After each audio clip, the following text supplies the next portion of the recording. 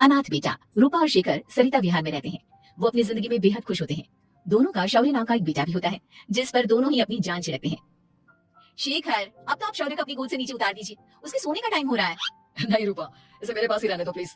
मैं थोड़ी देर में इसे बिस्तर में सुला दूंगा। लेकिन कल सुबह आपकी ऑफिस में मीटिंग भी तो है ना, और इसके लिए आपको कल जल्दी भी तो निकलना होगा।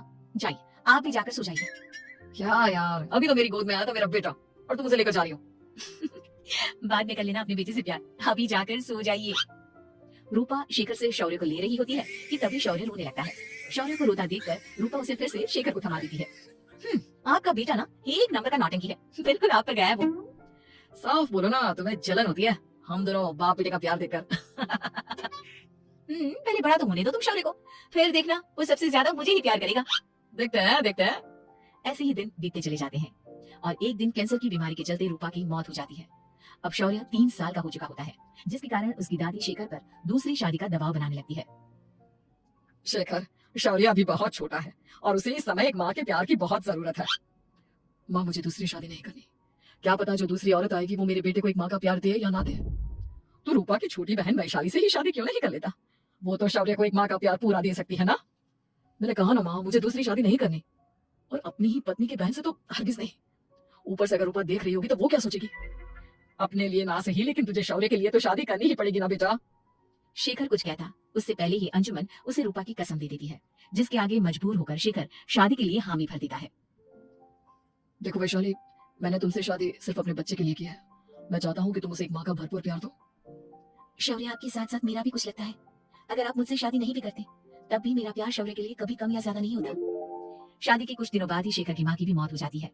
वैशाली शौर्य को एक माँ से भी बढ़कर प्यार देती है। शौर्य को लेकर वैशाली का यूं निस्वार्थ प्यार देखकर शेखर को भी उससे प्यार हो जाता है और कुछ सालों बाद शेखर और वैशाली का भी लड़का हो जाता है। लेकिन इसके बाद वैशाली का शौर्य को लेकर बर्ताव बदलने लगता है। वैशाली, मैं देख रहा हूँ तुम आजकल शौर्य का जरा भी ध्यान नहीं रख रही हो।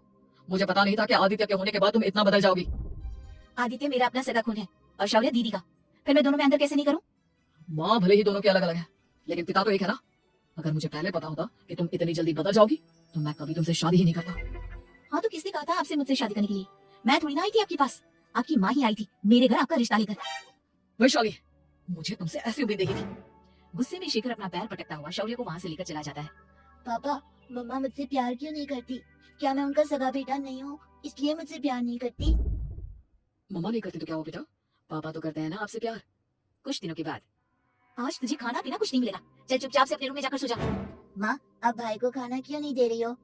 बेटा तू आराम से खाना खा, इस नालायक की चिंता मत कर, एक दिन खाना नहीं खाएगा तो मर नहीं जाएगा ये।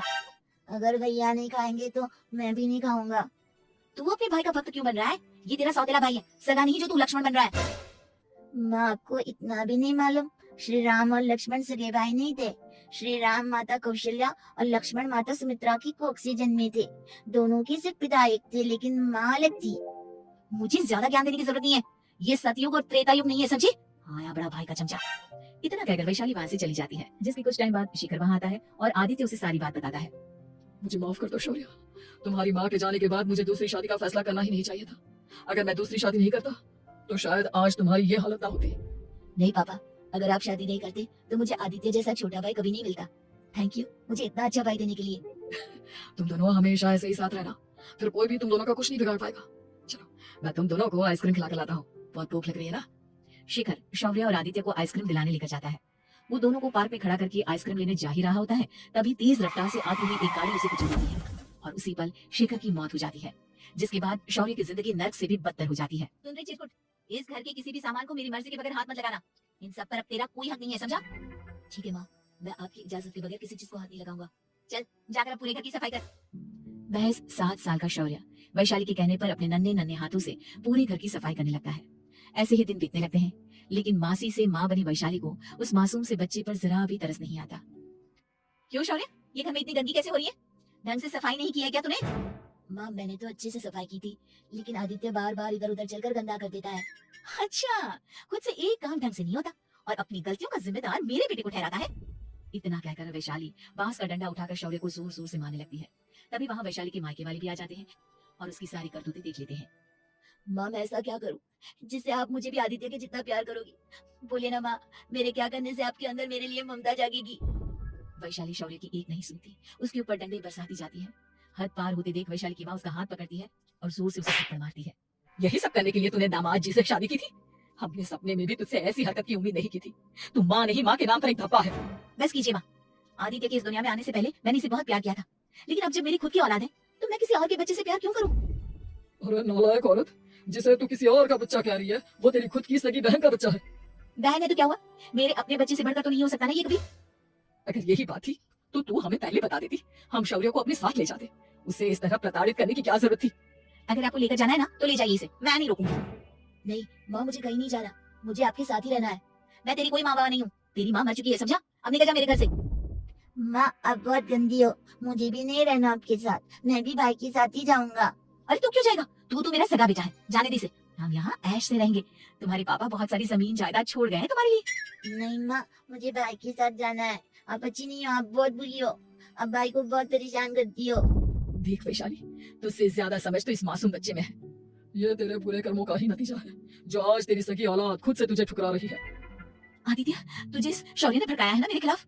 नहीं माँ, मुझे किसी ने भड़काया नहीं, पर मैं सब देखता हूँ, सब समझता हूँ। भाई बहुत अच्छा है, वो आपकी जैसा नहीं है। चलिए नानी। इतना कहकर वैशाली के मायके वाले आदित्य और शौर्य को अपने साथ ले जाते हैं और इस तरह वैशाली बड़े से घर में अकेली पड़ जाती है। दो दो बेटों के होते हुए भी आज उसे माँ कहकर बुलाने वाला कोई नहीं होता।